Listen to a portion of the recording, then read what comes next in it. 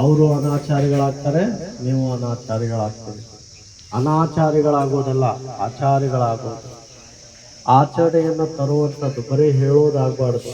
ಅದನ್ನ ಆಚಾರ ರೂಪದಲ್ಲಿ ನಾವೆಲ್ಲ ನಮ್ಮ ಜೀವನದಲ್ಲಿ ಅಳವಡಿಸಿಕೊಳ್ಬೇಕು. ಒಳ್ಳೆಯದನ್ನ ಮಾತಾಡ್ಬೇಕು, ಒಳ್ಳೆಯದನ್ನ ಕೇಳಬೇಕು, ಒಳ್ಳೆಯದನ್ನ ನೋಡ್ಬೇಕು, ಒಳ್ಳೆಯದ್ರ ಕಡೆಗೆ ಕೈ ಚಾಚಬೇಕು, ದಾನ ಧರ್ಮಾದಿಗಳನ್ನು ಮಾಡಬೇಕು, ಒಳ್ಳೆಯದ್ರ ಕಡೆಗೆ ನಿಲ್ಲಬೇಕು ಅನ್ನುವಂಥದ್ದೇ ನಮ್ಮ ಸರ್ವ ಸಿದ್ಧಾಂತವಾಗಿದೆ.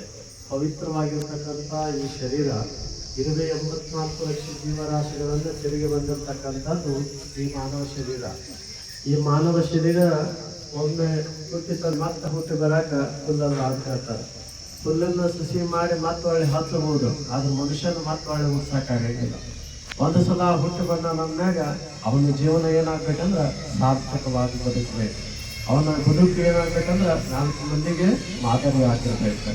ಅಂತಹ 4 ಮಂದಿಗೆ ಮಾದರಿಯಾಗಿರುವಂತಹ ಸಂಸ್ಕಾರವನ್ನ ಮತ್ತು ಸಂಸ್ಕೃತಿಯನ್ನ, ಒಳ್ಳೆಯ ಆಚಾರ ವಿಚಾರವನ್ನ ತಿಳಿಸುವಂತಹ ಒಂದು ವಿಭಾಗದ ಏಕೈಕ ಮಠ ಯಾವುದಾದ್ರೂ ಐತಂದ್ರೆ ಅದು ಸದ್ಧರ್ಮ ಅಪಾಧ್ಯ ಮಹಾಮಠ ಅನ್ನುವಂಥದ್ದನ್ನ ನಾವೆಲ್ಲ ತಿಳ್ಕೊಬೇಕಾಗಿದೆ.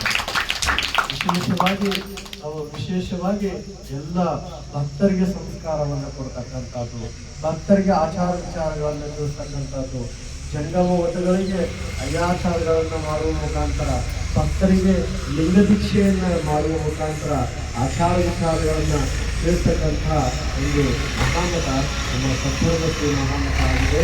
ಅಂಥ ರೀತಿಯಲ್ಲಿ ಇದೆಲ್ಲ ಆಚಾರ ವಿಚಾರವನ್ನು ಈ ಜೀವನದಲ್ಲಿ ಅಳವಡಿಸಿಕೊಳ್ಬೇಕು. ಒಳ್ಳೆಯ ನೀತಿವಂತರಾಗಬೇಕು. ನೀವು ಯಾರಿಗೂ ಕೂಡ ಇನ್ಮ್ಯಾಗ ನೀವೆಲ್ಲ ಅಯ್ಯಾಚಾರವನ್ನು ಮಾಡಿಸ್ಕೊಂಡಿರ್ತಕ್ಕಂಥವ್ರು. ಅಯ್ಯಾಚಾರ ಯಾಕೆ ಮಾಡ್ತಾರೆ ನಿಮಗೆ? ನೀವು ಭಕ್ತರಿಗೆ ಸಮಾಧಾನ ಕೊಡಲಿಕ್ಕೆ ಒಬ್ಬ ಯೋಗ್ಯವಾಗಿರ್ತಕ್ಕಂಥ ಗುರು